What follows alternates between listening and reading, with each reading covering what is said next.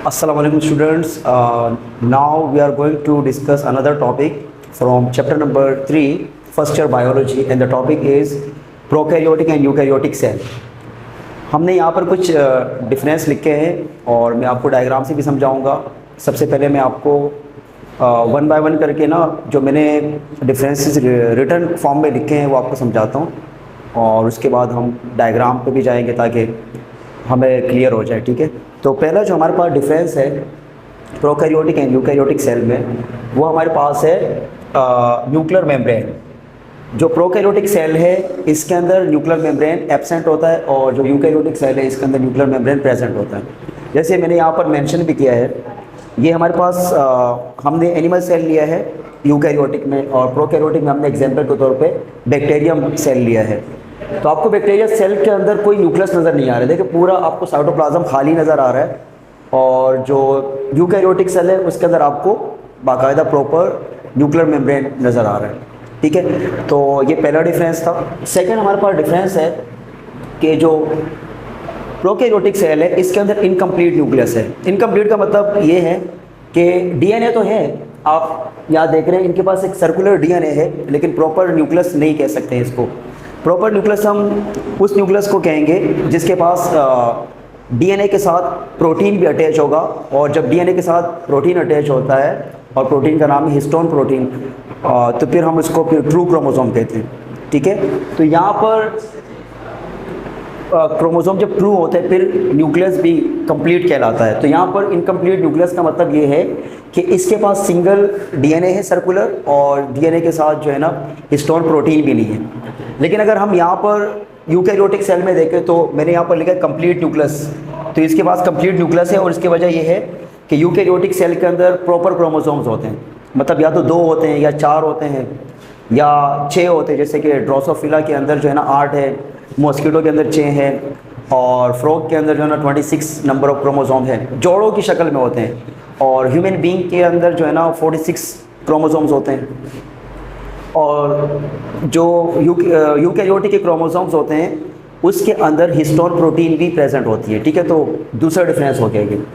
तीसरा डिफरेंस हमारे पास है, मैंने यहाँ पर लिखा है कि सिंगल नंबर ऑफ क्रोमोसोम। तो आपको पहले बता चुका हूँ कि जो प्रोकैरियोटिक सेल के अंदर क्रोमोसोम होंगे सिर्फ एक सिंगल सर्कुलर डीएनए नज़र आएगा हमें, और जो यूकैरियोटिक सेल है इसके अंदर हमें डबल क्रोमोसोम नज़र आएंगे, या तो 2 होंगे या 4 होंगे, पेयर्स की शक्ल में नज़र आते हैं।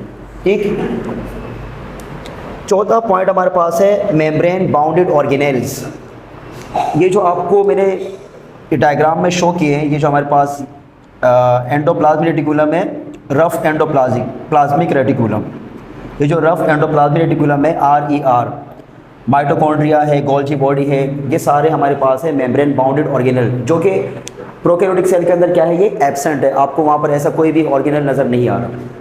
तो मैंने यहाँ पर लिखा है कि membrane bounded organelle are absent in prokaryotic cell and membrane bounded organelle such is mitochondria, endoplasmic reticulum and Golgi body are present. इसके अलावा और भी है, वैक्यूल है, ठीक है, लाइसोसोम्स है, माइक्रोट्यूब्यूल्स है और सेंट्रियोल्स वगैरह है। ये सारे पार्ट्स जो हैं, ये सारे ऑर्गेनल्स है, ये प्रोकैरियोटिक सेल के अंदर क्या है, एब्सेंट है। ठीक है, तो ये हमारे पास फोर्थ डिफरेंस था। जो फिफ्थ हमारे पास डिफरेंस है वो ये है कि जो राइबोसोम्स होते हैं यहाँ पर वो 70S साइज़ होते हैं, मतलब स्मॉल साइज़ के राइबोसोम्स होते हैं, और यहाँ पर 80S साइज़ राइबोसोम्स होते हैं, मतलब राइबोसोम थोड़े से जो है ना साइज़ में बड़े होते हैं यूकैरियोटिक के।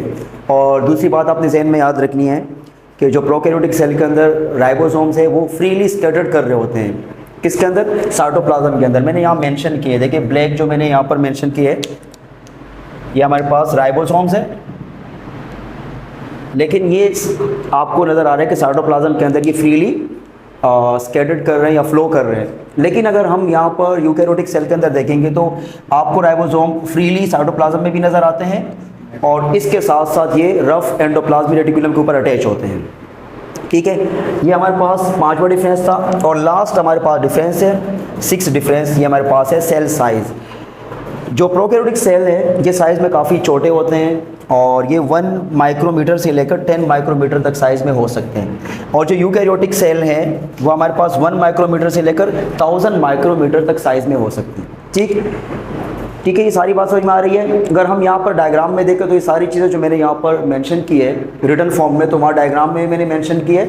हमने कहा कि न्यूक्लियर मेम्ब्रेन इसमें एब्सेंट है, इसमें प्रेजेंट है, तो इसमें आपको न्यूक्लियर मेम्ब्रेन नज़र आ रहा है, इसके अंदर न्यूक्लियर मेम्ब्रेन एब्सेंट है। दूसरी बात है कि राइबोसोम यहाँ पर स्मॉल साइज़ के हैं, यहाँ लार्ज साइज़ के, थोड़े से लार्ज साइज़ के हैं, मतलब इतने भी नहीं कि ज़्यादा, थोड़े से मतलब बड़े हैं साइज़ में प्रोकैरियोटिक राइबोसोम से।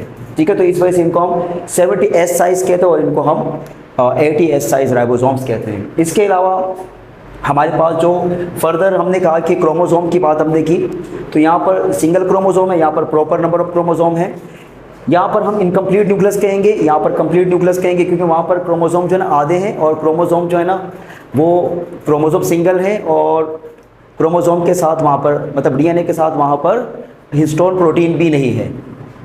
ठीक है, और इसके अलावा हमारे पास मेम्ब्रेन बाउंडेड ऑर्गेनेल है, मेम्ब्रेन बाउंडेड ऑर्गेनेल यहाँ पर नज़र आ रहे हैं, वहाँ पर नज़र नहीं आ रहे हैं। ठीक है, तो ये हमारे पास डिफरेंसेस हो गए। अब एग्जांपल की तरफ चलते हैं। एग्जांपल हमारे पास जो प्रोकैरियोटिक में है वो है बैक्टीरिया और साइनोबैक्टीरिया। बस ये 2 एग्जांपल आप लोगों ने जहन में याद रखनी है, प्रोकैरियोटिक में बैक्टीरिया और साइनोबैक्टीरिया जो किंगडम मोनेरा से बिलोंग करते हैं। बाकी जो हमारे पास जितने रिमेनिंग ऑर्गेनिज्म हैं, चाहे वो प्रोटिस्ट है, चाहे वो एल्गी है, चाहे वो फंजाई है, चाहे वो प्लांट्स है, एनिमल हो, सारे के सारे यूकैरियोटिक ऑर्गेनिज्म होते हैं। ठीक है, तो मैंने यहाँ पर एग्जांपल के तौर पे बैक्टीरिया, साइनोबैक्टीरिया मेंशन किया है। और साइनोबैक्टीरिया को हम कॉमनली ब्लू ग्रीन एल्गी भी कहते हैं।